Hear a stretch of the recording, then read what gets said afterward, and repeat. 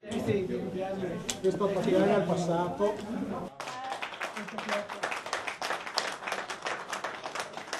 Prima lanciate con gesto sprezzante, poi fatte a pezzi con una forbice. È stato questo l'atto catartico compiuto dai militanti di Prima il Veneto con le tessere della Lega Nord.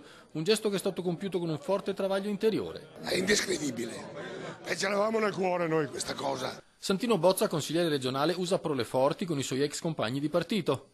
Hanno sbagliato tutto, hanno mandato a monte tutto, proprio per qualche carega, diciamo.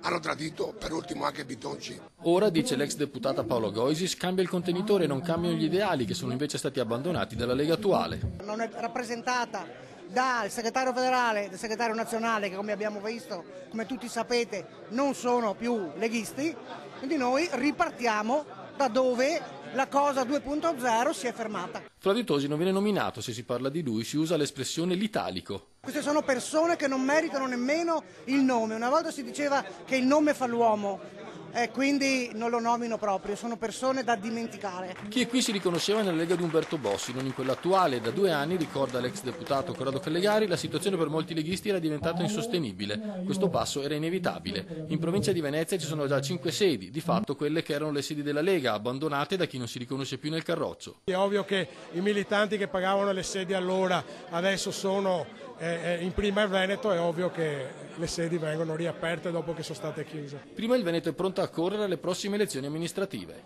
Si ascolteranno tutti e si cercheranno di fare accordi con quelli che meglio possono dare delle risposte nel territorio dove si presentano.